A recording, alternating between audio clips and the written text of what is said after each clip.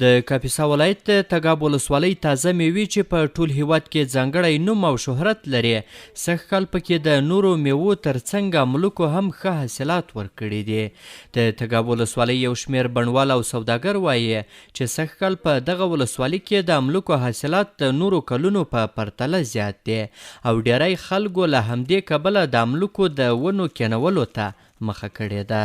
حاصلات خو سږ کال انشاءالله ډېر ښه حاصلات وو، خو د خشکي له امله پاس د هوا نه بعضې باغونه خراب شول او دغه حاصلات چې موږ د اول نه دلته په خرڅولو باندې پیل وکړ، ډېر په جګ نرخ باندې خلکو واغستل رانیول او دغه حاصلات چې موږ اوس دي یو 15 ورځې یا 10 ورځې دغه چلن وشو، بعد چلن د دغه املوک چې په تګاو کې پاتې دي دا ټول څه وڅڅېدلو، څه هغه شلو، څه مثال د خبرې په چارکه حساب باندې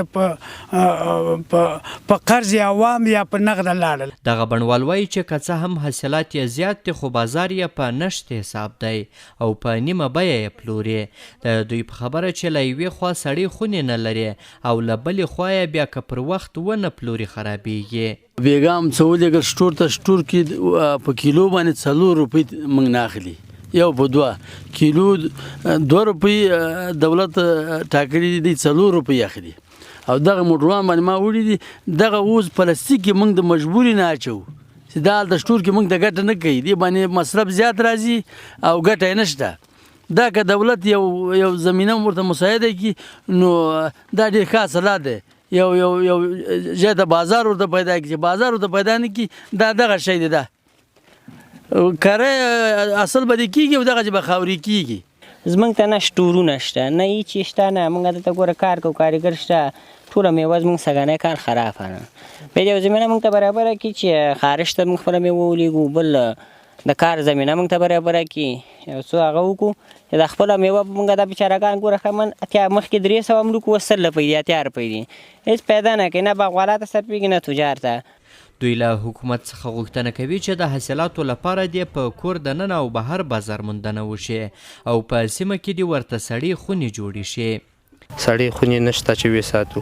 موږ اوس ورو دغه 1 کیلو املوکو په سر موږ نه 4.5 روپۍ په سدخانو کې، شخصي سدخانې چې په کابل کې د تجارانو جوړې کړي دي، په 1 کیلو باندې 4.5 روپۍ 4 روپۍ موږ نه اخلي. نو دغه همروره حال دی او که بازار ته یې باسو تاوان دی، که په سدخانه کې 2 مصارف پرې راځي نو امکانات نشته. باید په تګاب ولسوالۍ کې یا په کاپیسا کې د انارو دپاره، املوکو دپاره موږ ته سدخانې جوړې شي چې املوک وساتو. دا داسې یو شی دی چې دا ساتل نه کېږي. املوک چې پاخه شول ورځ چې وځي یخني پرې یخ پرې راځي دا ساتل نه کېږي. بازار خو دا بازار دومره بازار نه لري، ځکه چې یو شي ته چې څوک ډېره زیاته توجه وکړي نو هغه بازار پر مخ باندې ځي. دلته دولت دلته سړې خونې ورته جوړې کړي نه دي، سړې خونې جوړې کړي دلته به موږ هم راځو په خوشحالۍ سره، مال به ښه ډېر صفا به وړو د دې جنه او ښه به یي که نه.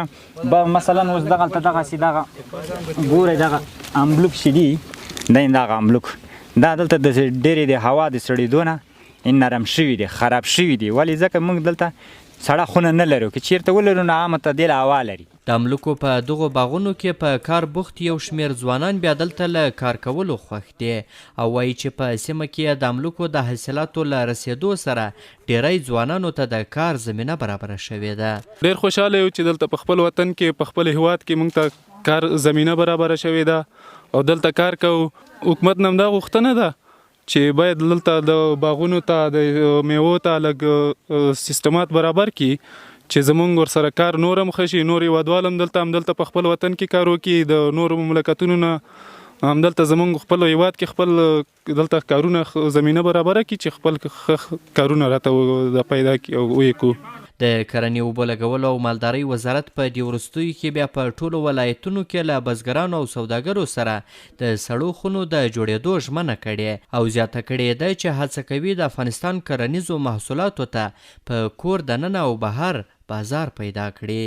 احسان الله کریمي، CMG، د کاپیسا ولایت د تګاب ولسوالۍ.